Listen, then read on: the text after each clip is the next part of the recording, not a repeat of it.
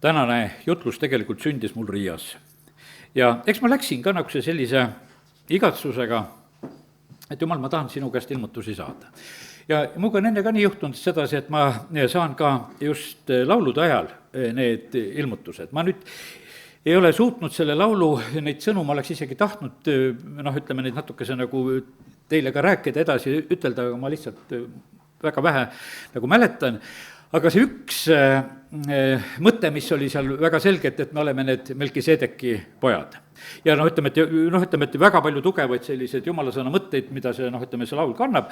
Ja kui kunagi saan, võib-olla räägin ja jagan ka selle laulu mõtteid, aga täna jään nagu põhimõtteliselt nagu selle ühe mõtte juurde jään Melkisedeki juurde. Kuhu ma jään? Jeesuse juurde jään. Sellepärast, et Vanas Testamendis, kui Melkisedek ilmub seal Abrahamile, siis on see tegelikult ju Jeesuse ilmumine temale.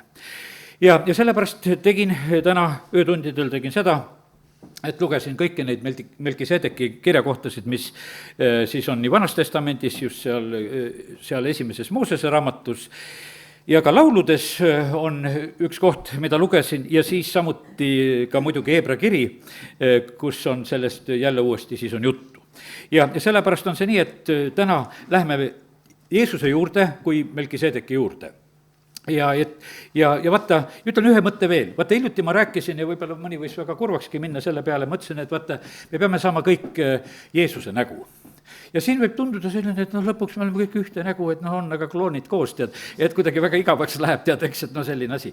Kallid, see ei ole tegelikult absoluutselt igav. Vaata, meie issand on nii suur, et vaata see meie osa sellest meie issanda näost on ainult, võiks ütelda, gramm on ka palju ütelda, saad aru, sest et siis ütleme, et nende mõtteühikutega ma ei hakka maadlema. Aga ma ütlen, et meil on see oma väikene kübekene, võiks ütelda, sellest näost. Ja niimoodi me kõik kokku tegelikult inimestena, kes me oleme issand omad ja kes me tema sarnaseks hakkame saama, siis me üheskoos tegelikult toome esile seda Kristuse nägu ja seda olemust. Ja sellepärast, ja vaata, kui erinevad me tegelikult me oleme. Ja sellepärast on see nii, et aga nagu on, et nagu siin juba enne jutluski ütlesin sedasi, et Kristuse juhus ei ole tegelikult vastuolu, on selline vaimuühtsus. Ja sellepärast Efesose kiri kirjutab sellest, et me jõuame tegelikult ühisele arusaamisele. Aga ütleme, et kui ma siin mõned sellised arusaamatused, mis kristlaste vahel on, kas pattudesse suhtumises või ütleme täiesti, kallid, see ei saa niimoodi jääda. Me tuleme tegelikult ühisele Jumala poja tunnetusele ja sellepärast on need asjad tegelikult saavad mööda, sest et kui me ikkagi tõeliselt Kristuse valgusesse tuleme. Aga ütleme, et kui meil on sellist lihalikku mõtlemist, siis pole mitte mingit imet, et me sõdime ka siin selles maailmas lihaviisil. Ja sellepärast aidaku meid Jumal, et me ei oleks üldse sõdimas ja püüaksime rohkem hoopis issanda sarnaseks saada. Aga nii, nüüd on nii, et lähme selle Melkisedeki loo juurde. Ja see Melkisedeki lugu on siis meil esimese Moosese raamatu 14. peatükist ja on seotud meie usuisa siis Abramiga. Ja ta on veel siis nime poolest Abram, mitte Abraham. Ja siin on niimoodi, et seal on selline sõjaperiood tekkis. Seal on niimoodi, et seal 5 kuningat 4 vastu toimub sõdimine ja põhimõtteliselt on niimoodi, et Soodoma ja Gomorra kuningas ja kes siis mingi, ütleme veel, seal teised kuningad, ka Soari kuningas, ütleme, et keegi oli veel, ei oska neid kõike täpselt nimepidi nimetada, nii ei pea ka meeldevast jätma, saavad lüüa ja sest seal alguses olid siis need 5 kuningat seal Sinearist ja kus nad seal olid ja Eelamist ja kes tulid ja lihtsalt tegid oma vallutusretke. Ja vallutasid ja nagu nende sõdadega ikka on, mis nad tegid? Tulid, röövisid, võtsid vara ära, võtsid toidu ära, ütleme, et viisid ka inimesi vangi, eriti viidi vangi viidi siis ka Lott ja ka tema pere viidi sinna ja tema varandused, seal on nii, et kõik need asjad juhtusid tegelikult. Ja nüüd on nii, et kui Abram kuuleb sellest, et selline lugu on sündinud, et vaata, teda see ei puudutanud. Temast läks see mööda, aga nüüd, kui ta kuulis sedasi, mis on juhtunud, siis ta tegelikult otsustab, et tema läheb ja võitleb tegelikult ja toob tagasi. Ja siis ta läheb sellele oma retkele ja siis on nii, et ütleme, noh, siin on veel isegi see üks koht, millest ma hiljuti rääkisin sedasi, et vaata, kui need Soodoma omad seal põgenesid, Soodoma ja Gomorra kuningad, et nad seal Sitime orus, kus need lahingud ja asjad ka olid tegelikult, siis oli niimoodi, et nad seal kukkusid sinna maapigi aukudesse ja ma ütlesin, näed, et noa oli sealt seda pigi võtnud ja suured augud teised jäänud ja siis ja ülejäänud põgenesid seal mäestikku. aga olgu nende, ütleme, sõja, nende noh, ütleme, meil niikuinii neid kaarte ei oska joonistada, kuidas need sõjakäigud käisid ja see ei olegi absoluutselt nii tähtis, aga siis loen nagu lihtsalt Loti saatust, 14:12. ära minnes võtsid nad kaasa ka Loti, Abrami poja, vennapoja ja tema varanduse, ta elas ju Soodomas, aga siis üks põgenik tuleb ja teatab, eks, ja siis on nii, et kui Abram kuulis, 14 salm, et vennapoega on vangi viidud, viis ta välja oma kodakondsed, kes tema peres olid sündinud arvult 318 ja ajas vaenlasi taga kuni Taanini. no eile oli seal üks saksa vendadest Riias, nad ikka neid Riia mõtteid räägin ka vahele. ta oli 9-aastane poiss, kui teda püüti tegelikult tänaval röövida, noh, ütleme nagu neid laste röövimisi vahest on juhtunud, tehakse, eriti võib-olla olid need vahepeal nagu läänes rohkem ka olemas ja ütles, et noh, see oli inimeste keskel, ütles, et üks mees nägi, ei tulnud nagu appi.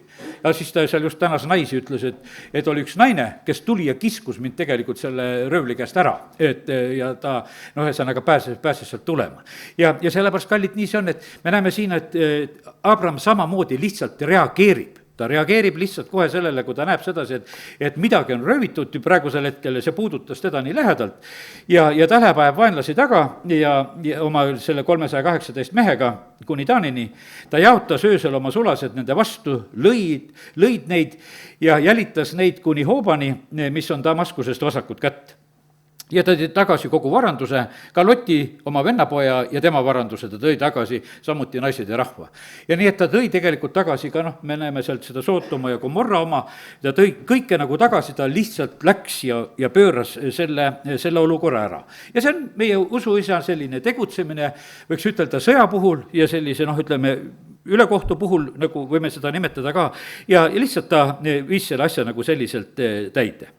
nüüd nagu pitsat sellele asjale, et ta õiget asja ajas, tulebki nüüd selle Melkiseedeki käest.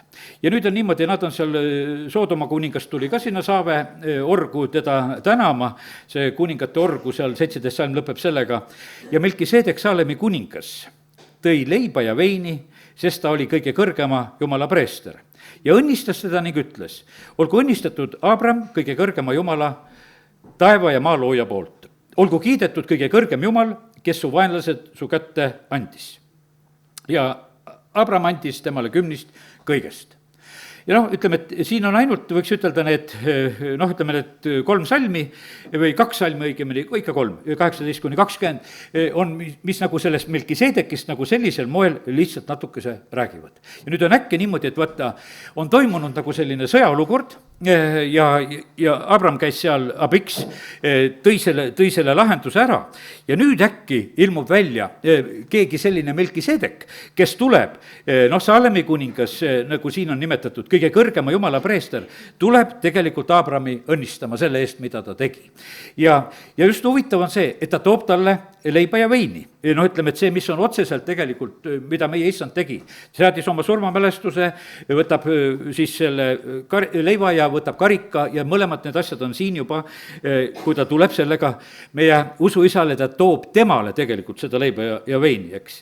ja siis on need õnnistamise sõnad, et ole sa siis õnnistatud kõige kõrgema Jumala poolt ja siis on nimetatud sedasi, et vaenlased su kätte andis tegelikult Jumal, kes sinu kätte su vaenlased tegelikult andis. ja siis on noh, ütleme see 10. lugu ka ja sellepärast, kallid, ma ütlen sedasi, et kallid, võtta, me näeme siin, et siin ei ole mitte mingisugust nagu käsku selle koha pealt. aga me näeme sedasi, et vaata, see oli nagu meie usuisa selline reageering selle koha pealt, et ta lihtsalt reageeris selle peale, kui ta koges sedasi, et ta on kõige kõrgema Jumala poolt õnnistatud, kõik asi on korda läinud, siis tegelikult tema avas ise oma käe. no siin on öeldud sedasi, et noh, ütleme, et ta andis nagu, võta Hebra kirjast, kui sa panid tähele, me lugesime, et ta andis sõjasaagist. andis 100 saagist. Vanas testamendis seda ei ole. Seal oli niimoodi, et Soodoma kuningas tahtis talle, ütled, kuule, et noh, võta minu käest nüüd tänutäheks, et mida sa tegid ja ta ütles, et ma ei võta mitte midagi sinu käest, et ei saa öelda keegi, et sa midagi oled mind rikkaks teinud. Aga me näeme põhimõtteliselt, et kuidas ka just sellise varanduse koha pealt sellisel hetkel meie usuisa siis käitus. Nii et kõige kõrgema Jumala preester, kallid, Jeesus on meie ülempreester. Ta on seda ja vaata, sest et nüüd Hebra kirjas tehakse see asi meile väga selgelt, et ta on see Melkisedeki korra järgi selleks ülempreestriks. Muidu on kus koha pealt ütleme, et hilisemalt siis ütleme, kui see preestriamet juba seatakse seal, ütleme, Aaroni poegadest, noh, siis ta läheb sinna Leevi suguharule, see asi. Aga meie issand on tegelikult on juudasoost, eks, et ta ei ole, sest noh, Jeesus sünnib ju tegelikult hiljem, noh, ütleme, kui ta siia maa pealegi sünnib, ta sünnib juuda suguharust, ta tuleb Taaveti järglasena, ütleme, et tal on oma rida, ta ei ole absoluutselt tegelikult leviitidega sellises mõttes seoses. Ja aga nüüd siin, noh, ütleme, räägitakse sellest Melkisedekast kui kõige kõrgema Jumala preestrist ja Saalemi kuningast, sellest rahu kuningast. Ja nii, et tal olid need, võiks ütelda siin Melkisedekil siin ka juba näha, need nagu kaks ametit. Ta on kuningas ja ta on preester ja see täpselt läheb ju meie issandaga tegelikult kokku. Meie, noh, ütleme, kuningas Taavet, keda me väga armastame ka, põhimõtteliselt on niimoodi, et vaata, ta oli ka kuningas, aga vaata, temal ei keelatud ohvrit tuua. Tema oli see, kes ohvrit tõi, tema oli see, kes tegelikult taastas seda Taaveti tilki ja tõi selle, ütleme, selle seaduse laeka sinna Jeruusalemma tagasi ja toimetas neid asju ja temal ei olnud sellest probleeme. Kui Saul ühel korral hakkas ohvrit korraldama, ta oli Benjamini suguharust, no siis oli nii, et kuningametist ilma, põhimõtteliselt oli kohe, sest et ei olnud tema asi tegelikult seda teha. Ja sellepärast on, võiks ütelda nagu niisugused, noh, teatud kutsutud ja valitud ja võiks ütelda ka need erandid, nagu ka Vanas Testamendis, kes nagu võis ja kes nagu ei võinud. Aga selleks tegelikult sa pidid olema nagu selleks nagu noh, kutsutud või vannutatud või noh, nagu seatud igal juhul, see ise tegelikult hakata ei saa. Ja sellepärast on see nii, et siit on lihtsalt meile nagu õppida sedasi, kuidas vaimumaailmas asjad käivad, kõik on tegelikult oma koha peal. Nüüd, mida, noh, ütleme, Taaveti suguvõsale lubati teha. Taavet ise ei tohtinud templit ehitada. Aga vaata, kuidas Taavetile jäi siiski väga palju au. Tema poeg Saalomon ehitas templi ja Taavet ise tegi Taaveti telgi. Eks ütleme, noh, see sellises mõttes, et temal oli nagu sellist kaks, võiks ütelda jumalakoda, see Taaveti telk täitsa, sest et Aamose raamat ütleb sedasi, et viimasel ajal just taastatakse see Taaveti telk, et iga rahva hulgast võiksid inimesed tulla jumalat kummardama. Ja sellepärast oli nii, et sinna juuda suguharusse jäi nagu selliselt topelt, nagu see variant ja just ka nagu Taaveti moel. Mooses ja noh, ütleme, ehitas selle Moosese telgi, selle esimese, mis oli seal kõrbeseks ja siis noh, ütleme, tema vend Aaron sai selle preestriameti ja aga kallid nüüd, meie, täna algasin seda jumalateenistust, aga teen korraks selle lahti veel ka. Meie oleme samamoodi, oleme see kuninglik preesterkond, 1. Peetruse 2:9, teie olete ka valitud sugu, kuninglik preesterkond, püha rahvas, omandrahvas, et te kuulutaksite tema kiidetavust, kes teid on kutsunud pimedusest oma imelisse valgusesse. Muista ei olnud rahvas, nüüd olete rahvas, nüüd ennem ei oldud, te peale alastatud, nüüd on. Ja sellepärast, kallid, see on tegelikult Jumala kutse meile. Ja see ei ole väike kutse, see on kõrge kutse, sest noh, me oleme Jumala lapsed ja oleme Jumala pojad ja kus natukese juba nagu tugevamalt tahad ütelda, et siis, aga siin me näeme, kuidas oleme see kuninglik preesterkond, oleme püha rahvas, oleme omandrahvas, palju tugevamad tegelikult ütlemised. Ja sellepärast, kallid, eks see tegelikult, noh, ütleme, see, kui me mõistame tegelikult seda oma staatust, see ei ole uhkustamiseks, see on vastutuseks, see on käitumiseks. See on sellepärast, et see on nii, et kui sa mõtled sedasi, et noh, et kui sa oled see kuningapoeg või kui sa oled sellest preestrite soost, no kuidas sa tegelikult siis käitud või noh, ütleme, või kuidas, kui siis oled ise sellest, kui sa kasvatad oma lapsi, kuidas sa neid õpetad, kuidas sa neid kasvatad, sa pead ju tegelikult nagu lähtuvalt nagu sellest ka nagu käituma, et kes sa oled, sulle tehakse tegelikult see selgeks, kelle hulka sa kuulud ja kus sa ka tegelikult pärit oled. No nii. nii et siis Melkisedek siin Vanas Testamendis Jeesusena on kohtumas seal Abramiga ja toimuvad need, võiks ütelda, need lühikesed, aga tegelikult väga olulised momendid, mis tegelikult toimuvad. Ja nii et vaata, ta oli pärast seda, kui sõda oli ära olnud, kui sõda oli võidetud. Vaata, küsimus on nii, et praegu on ka meil ju need, ei ole asjad lahenenud ja me ei teagi, kuidas asjad lahenevad, tehakse neid punkte ja värke, kuidas neid asju lahendada ja aga kas tuleb rahu või ei tule rahu või millal tuleb, noh, täna ei oska mitte keegi sellest aru saada ega ütelda, aga vaata seal, nüüd ütleme, selles olukorras oli niimoodi, et kui Abram seal sõjas ära käis, siis oli juba rahu tulnud. Ja vaata, siis sellest hetkest oli niimoodi, et ta oli löönud neid vaenlasi, ta tuli vaenlasi löömast ja ta tõi tagasi varandused, ta taastas neid olukordasid, ta sai seal asjaga hakkama ja see asi oli nagu sellel hetkel oli lõpetatud. Ja sellepärast, kallid, see oli ütleme, väga, väga tähtis asi, et see nagu just nõnda sündis. Meie issanda koha pealt ütleme, Jesaja 9. peatükis on räägitud sedasi, et meile sünnib see rahuvürst ja sellepärast, kallid, ega ennem õiget rahu ei tule, kui tuleb see rahuvürst, tuleb kohale. Jesaja 9. peatükist loen ka, 5. salm, meile sünnib laps, meile antakse poeg, kelle õlgadel on valitsus, kellele pannakse nimeks imeline, nõuandja, vägev jumal, igavene isa, rahuvürst ja suur on valitsus ja otsatu on rahu Taaveti aujärjel ja tema kuningriigi üle, et kinnitada ja toetada kohtu ja õigusega sellest ajast ja igavesti. Vägede issanda püha viha teeb seda. Nii kirjutab prohvet ja räägib ette. Kes me siin mäletame, mul oli üks selline jutlus, mitte ammu oli see jõuludeks ettevalmistamise jutlus ja siis ma rääkisin sellest kuningas Ahasest, kellega on just nagu see lõik siin Jesaja 9 ja see on nagu seotud, sest sellel kuningas Ahase ajal olid tegelikult kohutavad sõjad ja lahingud. Võiks ütelda, seal oli niimoodi, et see Süüria Retsin tuli kallale ja ka Iisraeli Pekah tuli Juudale kallale ja ütleme, et see oli väga, väga karm tegelikult sõda. Ma teen korraks selle lahti, sellepärast, et muidu jääb see ainult ütlemiseks, aga ma teen lahti 2. ajaraamatu 28. peatüki ja lihtsalt viitan, et seal oli see väga verine lahingute aeg ja sellepärast, kui prohvet Jesaja rääkis, et need sõjakärus sõtketud saapad ja värgid seal ja verised vammused, siis need olid tegelikult kuningas Ahase ajal reaalsused. Sellepärast, et vaata, Pekah, see oli siis, kes oli sellel hetkel, siis oli Iisraeli kuningas, 28 kuus teises ajas, tappis ühe päevaga Juudast 120 000, kõik vahvad mehed, sellepärast, et nad olid ülenud issandama vanemate jumala. Et vaata, millise meetodiga pannakse tegelikult kirja. Vaata, see kirjutati hiljem. See ei olnud niimoodi, et mitte, lihtsalt, et käidi, et kuule, oled jumala üljand või ei ole jumalat üljand. Et löön su maha sellepärast, kui oled jumala üljand. Mitte nii ei käinud see asi. See oli niimoodi, et see oli hiljem kokkuvõtte selle koha pealt, et see kõik, see õnnetus juhtus sellele rahvale sellepärast, et nad olid üljanud tegelikult jumala. Ja sellepärast on see nii, et see oli väga tegelikult kohutavalt verine hetk ja nüüd sellel verisel hetkel, mis oli siis ka just juuda rahva elus, põhimõtteliselt on see niimoodi, et prohvet Jesaja, kes on sellel ajal prohvetiks, ta kuulutab ja räägib, et tuleb rahu. Tuleb rahu. Vaata, kes on nendes veristes olukordades praegusel hetkel, kus on see sõda, küll nad ootavad seda rahu. Aga teate, seda rahu ei tule ennem. Ja teate, ma usun sedasi, et vaata, see peab tulema selline, et me kõik saame aru, et nüüd tuli see leiva ja veini aeg.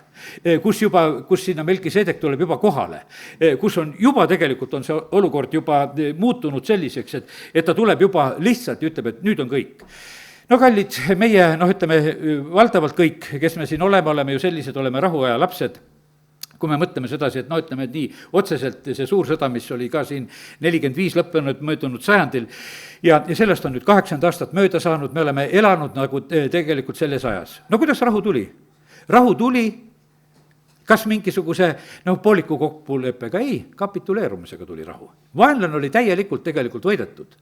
Ja sellepärast oli nii, et kui pastor Aleksei oli seal Saksa delegatsioon, 60 inimest oli Kaila Riias ja ütles, et nüüd tulevad sakslased meid teenima ja tuletas meelde, et me oleme teid võitnud kord. Teate, aga nüüd me oleme tegelikult vennad ja kuidagi ta seda momenti nagu ka meelde tuletas. Nagu seda siin, ei tea, kui meeldiv see sakslastele rahvuse poolest see selline asi on, et sellisel hetkel nagu seda meelde tuletada, aga see tegelikult nii oli. Ja sellepärast kallid see on nõnda, et Aleksei isa, nüüd kui ma tuletan meelde, oli sellest sõjast, eks nad olid Kasahstanist, olid pärit. Ja kui ta läks sõtta, ta oli tegelikult autojuht, ta vedas laskemoona rindele, aga kui ta koguduse keskelt välja läks, siis prohveteeriti kaasa, sa tuled tagasi ilma ühegi kriimustuseta. Ja nii ta tuli sellest sõjast tagasi ka. Ja seda sõda läbi käia, kus õhutult inimesed ju tegelikult hukkusid. Aga jumala kaitse all on tegelikult kõik võimalik. Ja sellepärast, kallid, nii see on, et vaata, need asjad on, no ütleme, need rahukuulutused on tegelikult on vajalikud just siis, eriti kui seda rahu ei ole olemas. Ja sellepärast, ja kallid, ma ütlen, et meile vahest nagu tundub sedasi, et see on nagu mingisugune, mis siin maa peal toimub, et see on nagu mingisugune inimeste vaheline nagu võitlus. Nagu, ja sellepärast nagu, noh, ütleme, et oleme nagu pahad inimesed on teised. Kallid, see on jumalate vaheline võitlus on tegelikult on käimas. Ja sellepärast, noh, ma võtan siit samast veel teise kus kohast ma võtan, teise kuningate, mitte ajaraamatust ei võta, teise kuningate 18 võtan. Ja vaata, seal on kuningas Hiski aeg. Ja no see on natukene seda peale seda Ahast veel, see on ka kuningas või selle prohveti Jesaja aeg on ühtlasi ka veel see samuti, aga nüüd on niimoodi, et Assuri kuningas tuleb nüüd, kes tuleb siis, ütleme, Juuda vastu, siis selle Juuda kuninga Hiski ajal. Ja nüüd lihtsalt, et me mõistaksime seda, et see on jumalate võitlus, mis on siin selles maailmas toimumas. Sest et noh, praegusel hetkel meie ütleme, et need jumalad ei ole esiplaanil, on inimesed, on riigid, on, ütleme, kuningad ja keda suhu võetakse ja räägitakse. Aga nüüd kuningas Hiski ajal oli see nõnda. Loen 29 salm sellest, teise kuningate 18:29. Nõnda ütleb kuningas, ärge laske endid Hiskiast petta, sest tema ei suuda teid päästa minu käest. No nüüd on see, ühesõnaga see Assuri kuningas siis sellel hetkel lihtsalt ütleb niimoodi. Ärge kuulake Hiskiat, sest Assuri kuningas ütleb nõnda, tehke minuga alistusleping ja siis on niimoodi, et tulge välja minu juurde, siis te võite süüa iga mees oma viinapuust ja iga mees oma viigipuust ja juua iga mees oma kaevustist vett. No ütleme, see 31 salm on see niisugune pakkumine, mida Assuri kuningas teeb. Kuni ma tulen ja viin teid maale, mis on teie maasarnane, vilja ja veinimaa, leiva ja viinamägede maa, õlipuude ja meemaa, ja te jääte elama ega sure. Aga ärge kuulake Hiskiat, sest tema ässitab teid, kui ta ütleb, et issand päästab meid.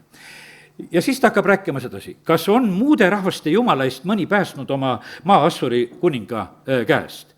Kus on Amati, kus on Arpati jumalad ja kus on Sefraimi, Heena ja Iva jumalad? Kas need päästsid Samaaria minu käest? Kes kõigi teiste maade jumala eest on päästnud oma maa minu käest, et issand peaks päästma Jeruusalemma minu käest. Ta loeb, ütleme, nende teiste maade ebajumalaid ja ütleb, et vaata, kus ma olen võidu saavutanud, tähendab, jumalad olid nõrgemad, minu jumalad olid paremad. Ja me teame seal, et noh, et täpselt neid valesid vigasid tehti siin samamoodi, et toodi neid teisi jumalaid, Iisrael tassis ka. Ja teised pidid siis jälle, noh, ütleme, seda jumalakoda puhastama nendest võõrastest jumalatest. Aga no lihtsalt selline jumalate vaheline võitlus. Teate muideks, kallid, mis lätlastel veel, kui nüüd täna Lätist rohkem räägime. Lätlased tahavad tõsta ühe oma ebajumala, õnneks ma selle nime ei tea, et talle au ei anna, ametlikuks jumalaks oma rahva keskel praegusel hetkel. No ütleme, et nende mõtted liiguvad sedasi, et kuule, noh, et see kristlaste jumal ja see elav jumal, aga ikkagi kui meie mingisugune Läti oma vana pagana jumal, et selle teeme ametlikuks jumalaks. No tegelevad selliste teemadega. No sellepärast oli vaja sellist kiitust ja ülistust ja kõikidele nendele ebajumalatele langemist tegelikult kuulutada ja rääkida, mida seal Riias ka siis seal reede õhtul tehti. Sest see on lihtsalt, on see hädavajalik, sest vaata, kuidas need ebajumalad, noh, meil nad tõusevad, kuidas ütelda, vaikselt. Need ei ole niimoodi, et ega seda Rakvere veist või meie seda Roosisaare juures siin seda suurt nuia siin, ega seda pole ametlikult ebajumalaks kuulutatud. Aga no, nad on lihtsalt vaikselt pandud siia kohale, et no nagu lihtsalt ilusad asjad ja peavad olema. Ja no meil on nad nagu vaikselt tulnud, et pole Riigikogus seadust vastu võtnud, et jumal siin ja jumal seal ja käige kummardamast. Absoluutselt see nii ei ole käinud. Nad tulevad igal moel. Aga hullem veel, kui seda tehakse niimoodi, et nagu, et teeme selle veel mingisuguse hääletamise ja seadusega ja sellepärast kallid nii see on, et aga jumalate üle hääletatakse. Ma mäletan sedasi, et kui oli veel Urvaste vald, enam ei ole, nüüd võib sellest rääkida. Me käisime Uue-Antsla rahvamajas, kui meil olid need, ütleme, koosolekud seal neljapäeva õhtuti, siis ühel hetkel oli niimoodi, et Urvaste vallale keegi lükkas selle asja hetke nii, et te peate hääletama, kas need võivad seal palvetamas käia või. hääletati, et võisime käia palvetamas. No meil oli nii tore, mõtlesin, no küll on tänu jumalale, et kus hea Urvaste vald. Et nemad hääletasid ikka selle jumala poolt, keda meie kummardame. Et ei võetud seda jumalat maha. Ja muidu ju kuidas ütelda, kõik need nõidade riigid seal lähedal, kõik ju seal koos, et ega sellepärast seda janti on ju palju. Ja ütleme, kui need nõiariigid ja asjad, kui me vaatame, mis on tehtud sellised, me elame sellises maailmas, näed. Ja sellepärast see, mõtleme, et meile võib tunduda sedasi, me oleme nüüd juba ikka praegu elamas ja kuule, sama targad ja rumalad võiks ütelda, nagu läbi aegade see rahvas on olnud. Kummardavad ja kallistavad neid puid ja värke ja sellepärast, ja ma olen siinsamas, Kreutzwaldi park, ma olen näinud neid puukallistajaid ka, kes tulevad ja kallistavad neid puid. No tule ja kummarda siin jumalat. No mida sa sest puust seal kallistama pead, eks, aga osad võtavad sealt mingit energiat ja omad mõistused, nii kui kellelgi need on. Ja sellepärast, aga kallid, see pimedus on suur selles maailmas ja sellepärast, kallid, valgus tuleb siia sellesse maailma, tuleb Jeesuse kaudu, tuleb rahu, tuleb tegelikult Jeesuse kaudu. Kui palju tegelikult rahutust ja häda on siin selles maailmas. Ütleme Egiptuses, kui Iisrael tuleb välja Egiptusest, mis sõna ütleb otseselt, ma ei hakka neid kohtleid tegema, see on jumalate võitlus. See on jumalate võitlus, tegelikult Egiptuse jumalate üle mõisteti kohut sellel ööl, kui Iisrael tuleb Egiptusest välja. Kuidas seda mõisteti? Vaata, Vaaro oli ka niisuguses jumala positsioonis ja sellepärast pidid kõik esmasündinud surema. Sellepärast, et vaata, sellele jumalale tuli paik panna. Ja Vaaro murdus siis, kui tema jumal ära suri. Sellepärast tema esmasündinud poeg oli surnud. Ja vaata, et minge nüüd ruttu minema. Ja sellepärast, et see oli tegelikult jumalate võitlus, sest et tema oli oma nõiakunstnikega seal kogu aeg vastu aga siis, kui ta nägi sedasi, et nüüd tema poeg on surnud, siis juhtus see samuti see moment. Ja eks see oli sellel ajal ka, kui seal ütleme Eeli ajal ja kui see seaduse laegas kaotati ja läks sinna vilistide kätte ja mis võitlus seal oli? Ütleme, jumala laegas, ütleme, mis Moosese ajal seal valmistatud ja tehtud, on nüüd vilistide käes ja see oli tegelikult see jumalate võitlus sellel hetkel, sellepärast, et vaata, kuidas see taag on. Nad paigutasid oma ebajumala kotta selle. See kukub pikali ja lõpuks läheb katki ja midagi seal murdub ära, eks, ja on sellised momendid. Nad korjavad jälle üles ja sätivad seal kuidagi. Ja põhimõtteliselt oli nii, et nad ühel hetkel taipasid sedasi, et kuule, et ikkagi see jumal, kes on tulnud. Paned tähele, mis lugu oli sedasi? Jumal oli vägev, aga see laegas sellel hetkel ei aidanud Iisraeli rahvast. Sest et vaata, ega jumal oma vägevust ei olnud kaotanud, aga rahvas oli taganenud tegelikult jumalast. Ja sellepärast on see nii, et kallid, ega meie jumalal ei ole mitte midagi viga. Jumal ei aita meid siis, kui me oleme tegelikult temast taganenud, kui meie ei hooli, kui me ei austa. Ja sellepärast mõtlen, et kohutav on kuulda, et nii palju, kui sa sellest jumala sõnast mõistad, austa seda, võta seda, ära seleta seda ümberringi, võib nii ja võib naa ja mõni mõtleb, tead ja kõik naerdakse selle kallal. Ei ole siin, mis on kirjutatud ja sellepärast olgu see nii, et olgu see austusega suhtumine meile. Ja sellepärast on see nii, et kiitus Jumalale, et meil on ta sõna ja see on meile antud selleks, et me saaksime selle järgi joonduda ja selle järgi tegelikult elada. Nii et sellised jumalate võitlused tulid nagu siin praegusel hetkel me silmad ette. Ja nii, et ja sellepärast võtame selle pildi, mida ma täna räägin, tänapäeva olukorda. Ja ma täna ei hakka ütlema, et kelle jumalad on tugevamad, sest et siin on ka jumalate võitlus, siin on nii, et kirikute kallal ollakse ja mis iganes tehakse ja küll neid suletakse ja pappe pannakse kinni ja kõike värke tehakse ja üksteist süüdistatakse ja hiljuti ma kuskilt kuulsin seda samamoodi, et kus on 50 pastorit ära tapetud ja ütleme, et ma ei hakka neid paikasid ja kohtasidki nimetama, aga nendes sõjapiirkondades ja mulle küll tundub osaliselt, see on puhtalt laim tegelikult, mida nagu kõikega vahepeal räägitakse ja üksteist süüdistatakse ja tehakse koledaid asju. Aga kallid, ma usun sedasi, et vaata, tuleb ühel hetkel see, kui võitlused on võideldud, kui tuleb see hetk, kus tegelikult Melkisedek, ütleme tänane, ta tuleb oma leiva ja veiniga, ütleb, tulen tänama. Teate, see on minu jaoks oli see nagu Abrahamile nagu sellise rahu tegelikult preemia andmine. Saad aru, et vaata, siin on see Nobeli preemiaid tahetakse saada, et kes selle saab või ei saa. Aga ma nägin sedasi, et meie usuisa Abraham sai tegelikult selle preemia. Ja ütleme, et ei saa nii madalale ütelda. See oli tõeline rahupreemia, seda teist nime ma sinna ette ei ütle. Sellepärast, et ta sai sellepärast, et lihtsalt kõige kõrgema Jumala poolt tuldi teda õnnistama, sest tema oli võitnud vaenlasi. Kallid, meie ellu tulevad õnnistused siis, kui vaenlased on meie elus võidetud. Ja sellepärast on see niimoodi, et me elame oma vaenlastega koos, me lepime oma vaenlastega, me oleme täitsa, võiks ütelda, nagu sellised inimesed, kes käitume nagu sellises mõttes nagu valesti. ja sellepärast aidaku meid tegelikult Jumal, et me vaenlaste peale ühel päeval juba nii vihaseks saaksime, et need tuleb tegelikult võita ja need tuleb välja lüüa. ja sellepärast kiitus Jumalale, et võime seda täna nüüd üksteist julgustada selle koha pealt. jah, no nii on ja noh, ütleme, et siis seal olid need 4 kuningat ja 5 kuningat omavahel.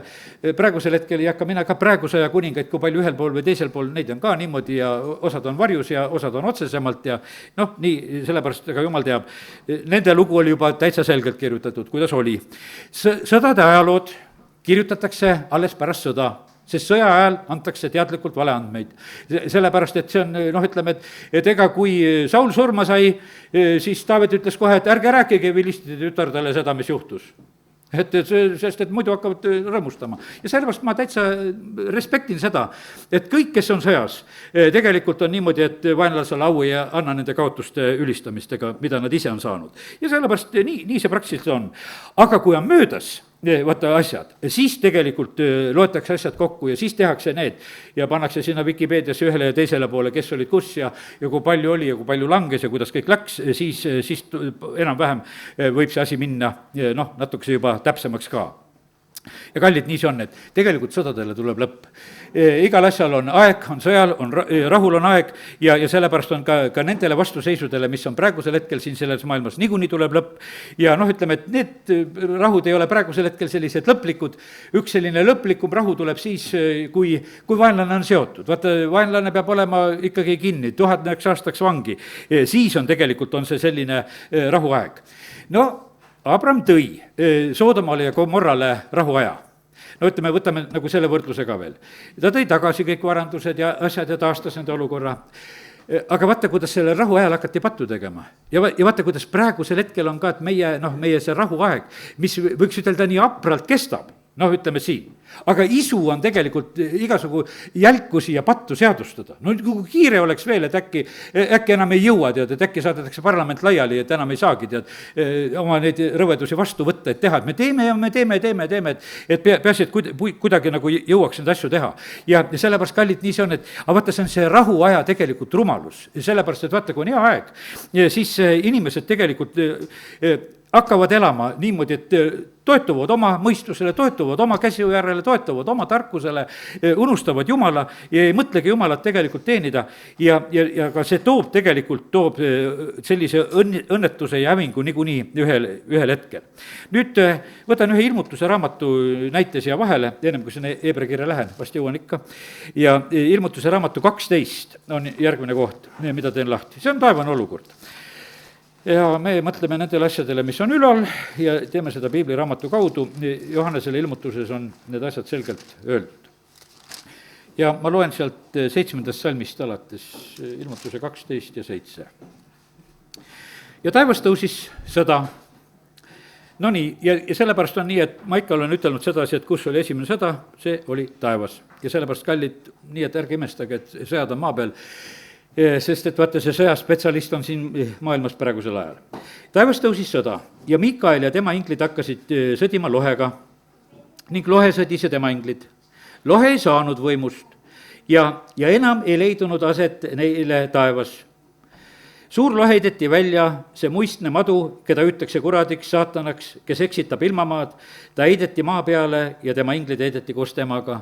ja ma kuulsin suurt häält taevast hüüdvat, nüüd on käes pääste ja vägi ning meie Jumala kuningriik ning tema Kristuse meelevald, sest välja näidetud meie vendade süüdistaja, kes süüdistab neid Jumala ees päeval ja ööl. Nemad on ta ära võitnud talle vere läbi ja oma tunnistuse sõna läbi, ega ole oma elu armastanud surmani. seepärast rõõmustage, taevad, ning teie, kes te neis viibite, häda maale ja merele, sest kurat on tulnud alla teie juurde, on suures raevus, teades, et tal on aega üürikeseks. no nii, ja siis on räägitud veel, kuidas lohe siin maa peal toimetab ja kuidas ta püüab seal naist neelata ja teha ja mis seal toimub edasi. aga lihtsalt see pilt selle koha pealt. taevasse tuli rahu ja sellepärast Jumala riigis on õigus, on rahu ja on rõõm pühas vaimus, sellega ei ole mitte mingisugust kahtlust. ja Jeesus ütles samamoodi, et mina annan teile oma rahu ja sellepärast me võime elada rahus siin kõige nende maailma olukordade keskel, mis iganes on. aga selles samas me peame teadma, et see lohe on siin ja sellepärast kus see lohe on? see on meie laste multikates, see lohe on nendes internetimängudes, vaata, ma kunagi just siin hiljuti vaatasin sedasi, et on mingi mäng, on maapealne mäng ja selles mängus on põrguosa. Noh, ütleme, maa ja põrgu. Ma ütlesin, las sellega, miks taevast ei ole sellele mängule sisse tehtud, mida te siin mängite? Et teil on mingi maa ja põrgu, aga et teil ei ole seda taevaosa, et ütles, lõpetage see jama mängu mängimine ära. Teate, sellepärast, et noh, et vaata, sest me elame siin selles maailmas, kus see lohe tegelikult tahab olla. Ja sellepärast on see niimoodi, et ma ütlen, et ega minul on olnud vastik need, kas või nagu see Kalev teeb neid draakoni komme, no vastik komm, no miks see draakon sul peab kurku minema, tead, et ma pean neid neelama, ja mingi lohede neelaja pean olema sedasi. Väldid, no kummikomm, no tee talle teine nimi, peab ta sul see olema. Aga vaata, see vaimsus, noh, ütleme, et see on nagu sellises mõttes on see selline nagu mingis mõttes nagu vajalik asi siin selles maailmas, sellele maailmavürstile, sest tema tahab tegelikult igal koha peal pildil olla. Ja sellepärast lihtsalt me peame mõistma, et me oleme selles ajas. Temal on vähe aega, aga ta märatseb siin, aga meie võidame talle vere läbi, võidame oma tunnistuse sõna läbi ja ei karda ka, ei armasta oma elu, see tähendab, et ei karda. Teate, vaata, kui sõdur läheb sõtta, ta peab niimoodi minema, et ta ei karda tegelikult surra, ta on valmis langema. Ta ei ole mitte mingisugune sõdur, kui ta seda ei ole valmis tegema. Vaata, sõduri käest võetakse vanne, võitled viimase veretilgani, aga alla ei anna. Andsin Moskvas ise selle Nõukogude Liidule selle vande, mõtlesin teadlikult noore mehena selle läbi, sest ma mõtlesin, kui see on minu riik, praegusel hetkel, kus ma elan, mind on kutsutud sinna teenima ja noh, ütleme, ma teadsin, et osaduslikud vannet ei võtnud, et relva kätte ei võta ja noh, läksid vangi ja kannatasid ja tegid sedasi.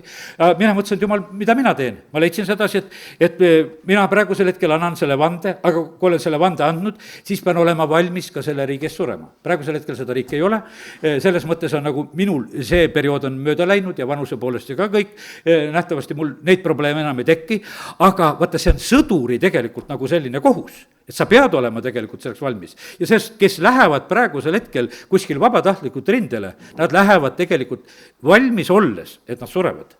See on täiesti, seal ei saa, teisiti sõdur ei saa tegelikult mõelda sedasi, et ma lähen, et ju ma pääsen. No näed, kui seal tuletasime venda meelde, kellel oli prohveteering kaasas, sind mobiliseeriti, sulle anti see sõna kaasa, et sinul läheb hästi, aga mitte kõigil ei lähe hästi ja sellepärast on see nii, et sõda on sõda ja sellepärast on niimoodi, on talle veri, on oma usu tunnistamine ja on märtrid.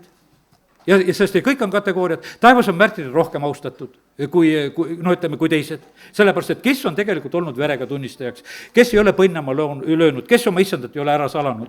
Ja sellepärast, kallid, me ei pea ka kuidagi kergemates kategooriates tegelikult siin, jumala lastena mõtlema. Sellepärast, et me oleme tõelises võitluses ja sellepärast aidaku meid jumal, et meil oleks selline sõduri mõtlemine, kui täna veel ka seda nimetame. Oleme see kuninglik preesterkond, oleme see püha rahvas, aga aidaku meid jumal ka selles variandis, ka sõduri variandis. No nii, nüüd on nii, et teeme lahti laulu 110. Mis sa räägid? Laul 110, mitte õpetuse sõnad, vaid laul 110, jah? Ja vaata, milline pealkiri sellel laulul, kellel on piibel, juba nägid, eks. Messia, kuninga ja preestriamet. Sellest, millest me täna räägime, Melkisedekist. No nii, ja see on Taaveti laul ja seal Jeesus hiljem kunagi küsis seda sama küsimust, et kuidas issand ütles oma issandale ja et oli, et kuidas seda ära tõlgendada. Aga nüüd loeme seda. Issand ütles minu issandale, istu mu paremale käele, kuni ma panen su vaenlased su jalgealuseks järiks. Vaata, kuidas see vaenlaste võitmine käib, eks. Ja sinu võimuse valitsuskepi läkitab issand Sionist. Valitse keset oma vaenlasi. Valitse keset oma vaenlasi. Meid on kutsutud sedasi, et me ei oleks mitte siin andmas. Ja siis on, su rahvas on meeleldi valmis sõtta mineku päeval. No nüüd see eelmine sõduri jutt, meeldib seda lugeda praegu sellel. Vabatahtlik valmisolek ja sellisel, kuidas ütelda, sellisel jõupäeval. No ütleme, Vanas Testamendis on tarvitatud siin sõna seda hail.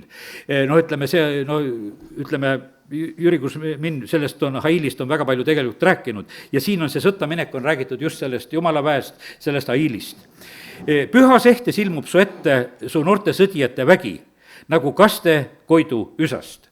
no see pilt on selline, noh, nii et seda saaks ka joonistada päris, eks. Et seal on kaste, seal on see peenikene vihm, seal on need vabatahtlikud, seal on see jõud, seal on see usk, seal on need noored, seal on see nagu see koit, nagu kaste koiduisast. Ja ütleme, võimas pilt, kes ütleme, et oskab pildi teha sellest, saaks ilusa pildi. Issand on vandunud ja tema ei kahetse seda. Ja nüüd tuleb see järgmine, mis tuleb Jeesuse kohta. Sina oled preester igavesti Melkiseedeki korra järgi. Issand on su paremal käel, ta purustab kuningad oma vihapäeval, viib täide kohtu kuningate koha pealt, ta mõistab kohut rahvaste seas ja täidab kõik laipadega, ta purustab päid laial maal. Ta joob jõest tee ääres, seepärast ta tõstab oma pea üles. Ja sellepärast, kallid, me näeme sedasi, et kui tegelikult, ütleme, tugeva võitlusliku pildiga on siin, ütleme, tegu, mida me praegusel hetkel oma issanda koha pealt lugesime. Ma ei hakka täna lugema Ilmutuse raamatu lõpust, kui need viimased lahingud, kui ta tuleb seal sõjaratsu peal, kuningate kuningas ja isandate isand, aga täna oleme lihtsalt nagu sellise, kuidas ütelda, nagu selle Abrami kaudu, kes läks lahingusse ja selle issanda tunnustuse juures. Ja sellepärast, kallid, see on nii, et mina usun sedasi, et kes me elame siin selles maailmas, põhimõtteliselt on see niimoodi, et me tegelikult mõistame oma südames ka seda kutset ja seda tunnustust. Meie esimene koguduse karjane, vend Kroon, kes siin oli, kes ütleme, Liiva tänaval oli, siis me palvele ehitas sinna oma maja teisele korrusele selle palvekoja. Ta käis esimese ilmasõja käes läbi, tuli tagasi, tead, eks, ja sellepärast on see niimoodi, et see on täiesti, kuidas ütelda, me oleme siin rohkem rääkinud teisest maailmasõjast, eks. Aga tema oli, ütleme, selle esimese ilmasõja ajal oli. Ja sellepärast, kallid, ma usun sedasi, et ka jumala rahval on täiesti normaalne, ütleme, arusaamine ja koht, et kuidas käituda ja olla nendes aegades. Ja sellepärast kogudused samamoodi nendel aegadel. Tuli Ukrainas see aeg kätte, kus sõjaks läks. Osad usklikud ruttu põgenes, ei tea, kus kohta ära saaks. Põgeneks ära Ameerikasse või kohta või kus iganes peast jalgalastasest hullust paigast saaks ära edasi. Teised koguduste vahel ühes linnas võtsid kätte, kuule, me jääme siia ja me jääme inimeste õnnistuseks, jääme neid aitama, hakkame hoopis siin neid toitma ja hoolitsema nende eest ja palvetama nende pärast ja me ei hülga seda paika, me ei hakka sellepärast lihtsalt, et praegu on raske siin, et me sellepärast siin olla ei taha, et tuleme siis tagasi, kui kerge on. Teate, kallid, jumala rahvana tegelikult on niimoodi, et me peame ära tundma, milleks me oleme kutsutud. Ja sellepärast on niimoodi, et ja mõtlen, et sa ei pea oma kutset, mis sul on, ütleme, teisele peale suruma. Ja sellepärast, kui ma täna räägin, mõtlen, et see ei ole kõigile ühtemoodi. Ja sellepärast on see niimoodi, et saadeti ära, Gideon ütles ka, minge minema, minge koju ära, kaduge ära ja sellepärast on see läbi aegade selline. Aga need 300, kes on julged, nendega toome võidu. Ja sellepärast on see nii, et kallid, me peame tegelikult lihtsalt nagu oma koha ära leidma ja sellepärast see on nagu jumala kutsumise asi, milleks tegelikult ja kelleks meid ka jumala riigis jumal kutsub ja kuidas ta meid tarvitab. Ja sellepärast, kallid, me issand on siin eeskujuks ja tema ei karda vaenlastega tegelikult rinda pista. Ta on kõige suurema lahingu löönud. Aga nüüd natukene need jõuame ikka Hebra kirja ka.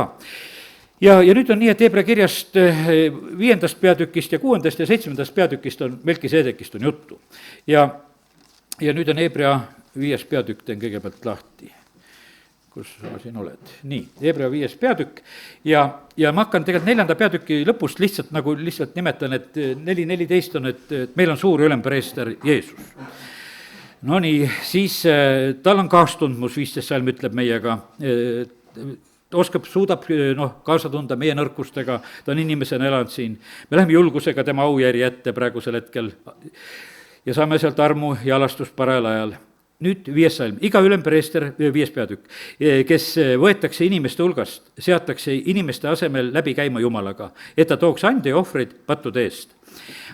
Ja sellepärast on see niimoodi, et vaata, preestri amet oli see, et ta oli Jumala inimeste vahel ja ta oli see, kes võttis selle anni ja ohvri ja viis selle Jumala ette. Ta toimetas seda.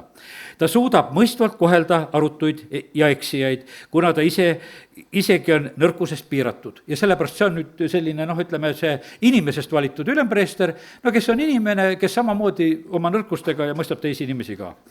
Ja selle nõrkuse tõttu peab ta niisamuti nagu rahva ka nõnda ka iseenesest ohverdama pattude eest. Et on inimene. Ja keegi ei võta enesele seda au ise, vaid Jumala kutsel nagu Aarongi. Ja sellepärast on niimoodi, et preestri ametisse tegelikult tullakse Jumala kutsel. See on üsna keeruline moment, ma mäletan sedasi ka, kui noh, ütleme, et karjasametit võtan vastu, mu käest küsitakse, kas sul on jumala kutse. vaata, siin mitte keegi teine ei saa sellele vastust ütelda. Sa pead ise väriseva südamega ütlema jah, et issand, ma tunnen seda kutset ja ma võtan selle kutse, võtan selle vastu. Mitte sedasi, et noh, valisime, et kuule, see on niisugune tore, et sobib, et noh, las ta olla, tead. Tead, seda ei saa tegelikult ise võtta, see peab olema see. Ja sellepärast teised lihtsalt saavad tunnustada seda, kui nad näevad, kelle peal on jumala kutse ja peavad kahekordse au sees, nagu jumala sõna õpetab. Aga see kutsumise küsimus on väga tähtis ja sellepärast see peab olema jumala käest. Ja siis on öeldud Kristuse kohta, jumala poeg.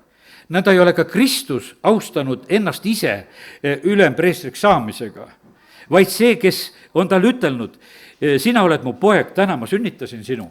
Vaata, siin on hoopis selline niivõrd jumalapoolne tegelikult asi. Ja nõnda ka ta ütleb teises kohas, sa oled igavesti preester Melkisedeki korra järgi. Ja oma maise elupäevil ohverdas Jeesus palumisi ja anumisi suure hüüdmisega ja pisaratega selle poole, kes teda võis päästa surmast ja teda võeti kuulda allaheitlikkuse tõttu. Ja olles küll poeg, õppis ta kuulekust selle läbi, mida ta kannatas ja on saanud täiuslikuks, kui ta oli saanud, siis ta oli igavese päästetoojaks kõigile, kes on talle kuulekad. No nii, kuna Jumal oli kuulutanud tema ülempreestriks Melkisedeki korra järgi. No ütleme, siin läheb see mõte läheb edasi. Nüüd teate, kallid, meie Jeesus tegi, ütleme, lihapäevil neid pallumisi ja anumisi suure hüüdmisega. Ja seda tehti reede õhtul Riias. Ja siis oli veel, eile hommikul, oli väga huvitav, eile seal Irlavas 7, kus Aleksei koguduse maja on seal. Seal oli niimoodi, et seal oli Poolast üks pastoripaar, ühesõnaga naise nimi oli Ursula, mehe nime ei mäleta, ühe Varssavi koguduse vanem pastor, kes oli seal ka eile seal jutlustas. Ja siis oli niimoodi, teate, mida see naine tegi? See uilgas täiest kõrist mikrofoni, tead, vaatab oma mehel otsa, kuule, tead, mul on niisugune, et ma pean seda tegema, kas ma võin? No tal oma mees on seal kõrval, et vaatab ikka otsa, no ma sain aru, et nad omavahel saavad aru. Ja nähtavasti mees taipas, et mis seal praegu seal tulnud. No lihtsalt uilgas, no muidugi väga kõrgete nootideni, kus ta selle uilgamise tegi. Siis ütleb, nüüd on tehtud. Nüüd on see tehtud ja läks siis lava pealt alla ära. Teate, vaata, tal endal oli ka imelik. Nagu keegi mees siin lihtsalt uilgama paneb, tead, eks, et praegu selle, mis suga lahti on, tead, eks. Aga ta ei teinud seda lihtsalt, et ta seal keset jutlust paneb uilgama, et mul niisugune püha vaim tuli praegu selle hetkel peale, et ma pean siin röökima, tead, et siis teised näevad ka, kui püha ma olen. Ei, mitte see. Ta vaatas ja anus sedasi, kas ma võin seda praegusel hetkel teha. Sest ta koges sedasi, et ta üle on lihtsalt praegu see käsk ja mis ei olegi võib-olla nii meeldiv, aga ma teen selle nagu selle asja ära. Ja sellepärast me issand ka, tema palved olid ka pisarate ja suure hüüdmisega selle poole, kes teda võis päästa. Ja sellepärast kallid niimoodi, no jumala sõna ütleb, et hüüdke. Ja sellepärast kallid, ma usun, see oli selline, mõtlen, see oli mõnus hetk tegelikult. Sest mul oli esimesel hetkel niisugune tunne, et kuule, et nüüd läheb vist imelikuks, tead, et mis siin tulema hakkab, tead, ja alguses nagu köhise häält selgemaks ja ei tulnud nii hästi veel ja siis võttis veel kokku ja siis tuli. Tead, et noh, et see oli selline, et kuule, et no on aga jumala rahvas üks imelik, tead, koos, tead, et mida nad kõik ära ei tee. Aga kallid, me issand oli täpselt samasugune, ta tegi kõike seda, mida ta nägi isa tegevat. Kui on vaja hüüda, siis on vaja hüüda, kui on vaja vaikida, siis on vaja vaikida. Ja sellepärast aidaku meid Jumal, meie Melkisedek on täna meile selles mõttes on just ka eeskujuks. No nii, siis on, ütleme, see 6. peatükk, no läheb ka Abramiga siin seoses need asjad kõik, kuidas Jumala on siis ühesõnaga Abramiga ja igasugused tõotused asjad, ma ei jõua seda 6. peatükki nähtavasti eriti võtta, aga 20 salm, lihtsalt võtan ühe salmigi sealt, et kuhu Jeesus, meie eeljooksja, on läinud sisse meie heaks, saades Melkisedeki korra järgi igavesti ülempreestriks. Ja sellepärast on see niimoodi, et nüüd ta on selles taevases pühamust, on isa paremal käel, aga ta on selle Melkisedeki korra järgi, et ta on selleks ülempreestriks. Ja sellepärast on niimoodi, et meie oleme praegu temaga sellised suhtlemas. Ja nüüd 7. peatükk selgitab seda, mida me sealt Moosese raamatust lugesime. Seesama Melkisedek oli Saalemi kuningas, kõige kõrgema jumala preester, kes tuli vastu Abrahamile, kui see pöördus tagasi kuningaid löömast ja õnnistas teda, kellele ka Abraham jagas kümnist kõigest ja kes on, nagu ta nimi esmalt tõlgitakse, õiguse kuningas, aga siis ka Saalemi kuningas, see on rahukuningas. nii et Abraham tõi ja andis kümnist, andis sellele rahukuningale ja sellele õiguse kuningale andis sellel hetkel, tõi seda kümnist. No nii, lihtsalt ütlen, et see õiguse kuningas, õigus, õiglus, seaduslikkus, tõde või õigustus, isegi seda sõna võib tõlkida, ja see rahukuningas on see rahu ja julgeolek. ja sellepärast, kallid, me vajame tegelikult seda kuningat, me vajame seda ülempreestrit, kes toob seaduslikkuse meie maale ja me vajame seda kuningat, kes toob meile rahu. ja sellepärast meie issand on see, tegelikult on see rahukuningas. ja sellepärast kiitus Jumalale, see meie rahukuningas, see Hebra 1:9 on väga oluline. sa oled armastanud õigust ja vihanud ülekohut, seepärast on Jumal sind võidnud rõõmuõliga enam kui su kaaslasi. ja kallid, ma ütlen sedasi, meie rõõmupuudus on see, teate, kui me sallime ülekohut ja kui me ei armasta õiglust, siis meid rõõmuõliga ei võita. saad aru, sest et kui meil on niimoodi, et me nagu ei julge sekkuda, sest mina ütlen, vot see näide, mis ma ütlesin, kui see üks naine, kes haaras selle 9-aastase poisi sealt mingisuguse röövli käest ära, ta on rohkem rõõmuõliga võitud. ja eile said Läti naised kõik rõõmsaks sellepärast, et neid kiideti. sellepärast, et vaata, seda rõõmuõli lihtsalt visati nendele nagu lapsti, selle mehe poolt, kes 9-aastasena poisina päästes. sest need on võitud rohkem rõõmuõliga. ja sellepärast, kallid, kui me seisame tegelikult õigete asjade eest, siis on Jumal ütelnud, saab rõõmuõli. aga kui ei julge, no siis oled ilma selle õlita ja midagi teha ei ole. ja no nii lihtsalt on siin need asjad kirjas. Nüüd on nagu Jeesuse kohta on veel või selle Melkiseedeki kohta on esimesel hetkel on niimoodi öeldud. 3. salm, 7:3, isatu, ematu, suguvõsatu, kellel ei ole päevade algust ega elu otsa, aga sarnaselt Jumala pojaga jääb preestriks jäädavalt. ja noh, me siin ohvri kokkuvõtmisel lugesin seda järgmist osa, seda praegusel hetkel enam siin kordama ei hakka, kuidas Abraham seda kümnist maksis. ja kuidas seda mõista, aga nüüd on, näete siin, et kes on isatu, kes on ematu, kellel ei ole, noh, ütleme seda, ma mõtlen sedasi, Jeesusel on oma suguvõsa register siin, ütleme, siin maa peal olemas, loed Uuest Testamendist, nii Mattiusest kui Luukast võid lugeda, tema, ütleme, neid maiseid esivanemaid võid lugeda, kui ta inimesena sündis. aga siin on räägitud sellest Melkiseedekist, kes tuli Abrahamile vastu, Jeesuse sünd oli vaata palju hiljem, eks. aga nüüd on räägitud sedasi, et tema oli see isatu, ta oli ematu. vaata, põhimõtteliselt on niimoodi, et Jeesus oli Jumalas, täpselt nii, nagu me täna rääkisime, et kõik me oleme tegelikult oma eelkäijas, me oleme seal oma isades, oleme oma emades, me oleme nendes. ja sellepärast, aga tema koha pealt on öeldud, ta on Jumalast sündinud, ta on isatu, ta on ematu, ta on suguvõsatu, ta on lihtsalt nagu see asja algus on, kelle päevade algust ega elu otsa ei ole. ja sellepärast, kallid, see on nii, ütleme, kõrge kirjeldus tegelikult selle koha pealt, mida antakse siin praegu nagu selle Melkiseedeki koha pealt. ja sellepärast nii see on, et kiitus Jumalale, et me täna need võime Jeesust tundma õppida nagu, no kuidas ütelda, ühe nurga pealt. no meil on ta lunastajana kõik, aga me täna nägime teda tegelikult selle kuningana ja preestrina ja just selle Melkiseedeki loo kaudu. ja siin on nii, et ega rahu ennem ei tule, kui sa kurjale vastu ei hakka, sa pead seda oma elus tegelikult tegema täielikult, kui on seda vaja, seda peavad maad ja rahvad tegelikult tegema. ja sellepärast on nii, et kurjus peab tegelikult saama nagu siin võidetud siin selles maailmas ja teisiti seda lahendust ei ole.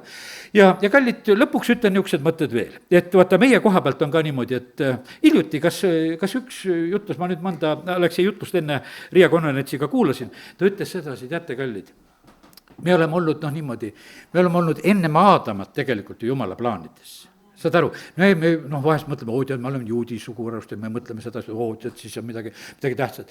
Kallid, loeme 2 kohta ja sellega me praegusel hetkel lõpetame. Ja see on Efesuse 1:4, mis tõmbab kõigele sellele kripsu peale. See tegelikult, Abraham ise selle juudi rahva algatas, ennem polnudki nende hulgast olla. Aga nüüd ma teen lahti Efesuse 1:4 ja seal on Pauluse poolt öeldud nõnda, nagu tema meid on Kristuses valinud enne maailma rajamist, olema pühad ja laitmatud tema palge ees armastuses. meid määrates lapse õiguse osaliseks Jeesuse Kristuse kaudu enese juurde oma tahtmise headmelt mööda. kallid, me oleme Jumala plaanides olnud ennem maailma rajamist. vaata, Jumala plaanid on nii suured, nii kauged ja sellepärast on see niimoodi, et kõik oli olemata, Aadam oli olemata, kõik oli olemata, langused olid olemata, kõik asjad olid olemata, kõik kutsumised, mis vahepeal olid olemata, kõik olid olemata, aga me olime juba, Kristuses olime olemas. ja teine kirjakoht veel, et võiksime uskuda sedasi, kaks asja peab ikka tõestama ja see on 2 Timoteuse 1:9, kus on samamoodi veel Pauluse poolt Timoteuse kirjas sedasama asja korjatud, kus ütleb, kes meid on päästnud ja kutsunud püha kutsega, mitte meie tegude järgi, vaid omaenese kavatsuse ja armu järgi, mis meile on antud Kristuses Jeesuses enne igavesi aegu. aga nüüd on saanud avalikuks meie päästja Kristuse ilmumise läbi, kes on kõrvaldanud surma ning evangeeliumi kaudu toonud valgete elu ja kadumatuse. ja Paulus ütleb, et selle kuulutajaks olen saanud mina. nii et kiitus Jumalale täna selle Melkiseedeki pildi eest ja tegelikult me olime ammu juba tegelikult selles pildis sees. Amen. Tõuseme. isa, me täname sind selle tänase hommiku eest ja me täname sind, Jumal, et sina annad meile ilmutusi. ma tänan sind selle ühe laulu eest, mis mulle Riias lihtsalt väga puudutas mind, see Melkiseedeki nimi. ja ma tänan sind, Jumal, selle ilmutuse ja selle sõna eest, mida sa oled tänaseks andnud. ja isa, ma tänu sulle, et me võime praegu lihtsalt vastu võtta seda, rõõmu tunda sellest, et Jumal, sinu asjad käivad plaanide järgi, sinu asjad käivad kutsumise järgi, sinu asjad käivad määramise järgi, sinu asjad käivad vannetega. ja me täname sind, Jumal, et sa oled üks tõeline Jumal, kes sa ajad asju õigluses, pühaduses, aususes. Jumal, me täname, kiidame, ülistame sind, et kõige selle maailmavürsti maailma keskel, kus me oleme praegusel hetkel elamas, no me võime valitseda siin vaenlaste keskel ja me täname sind, Jumal, et me võime võita talle vere läbi, oma tunnistuse sõna läbi ja usujulgetena kui need sõdurid, kes siin selles maailmas surma ei karda. isa, kiitus ja tänu ja ülistus sulle Jeesuse nimel, amen.